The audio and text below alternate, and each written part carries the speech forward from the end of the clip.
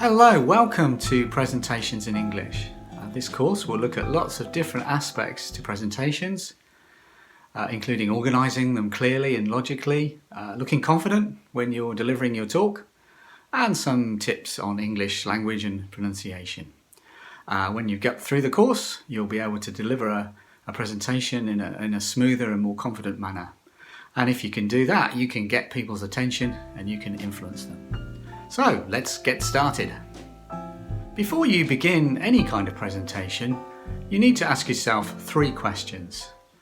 Firstly, what is the purpose of your talk? Secondly, who are your audience? Who is going to listen to your talk?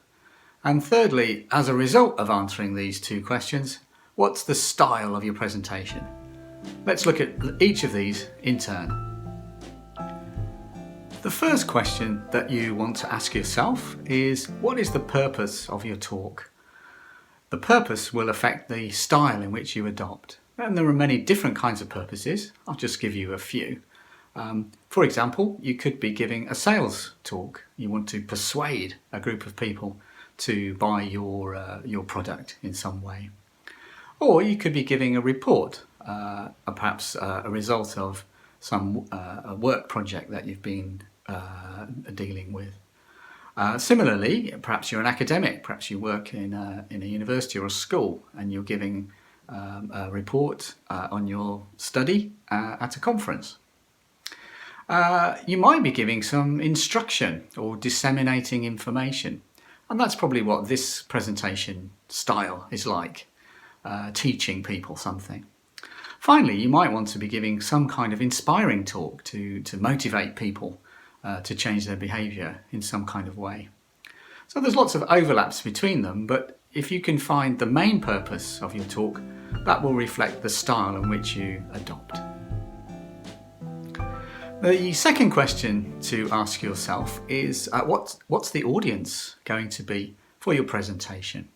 Will it be a large audience? Will it be a small one? Will the venue be intimate and close? Do you know who the audience will be? Are they experts in your field, or do they know very little about what you're talking about? What's their position compared to you? So once you've answered the first 2 questions, what's the purpose of your talk and what kind of audience are going to listen to you, then you can move on to the third question, which is, what kind of style am I going to use for my presentation?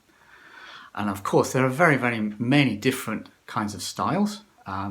Professional and serious, authoritative, so you're a sort of expert figure. Could be funny and entertaining. It could be charismatic, where you are sort of a leader that inspires people to follow you. Or just basically friendly and down to earth. So for this course, what I'd like to appear to be is professional and serious, but I'd also like to be a little bit entertaining so that you are motivated to continue to want to listen, and also friendly. I'd like to have a good close relationship with the audience, and that's what I'll try to do for the rest of these videos. So in this first lesson, we've looked at 3 questions. What's the purpose of your talk? Who are the audience that are going to listen to your talk? And what kind of style you should adopt. It's important that you choose a style which is natural for you. Very few people can act properly doing a presentation, except professional actors. But the audience can sense that you're sincere and that you're natural, and they will try to create a good relationship with you based on that.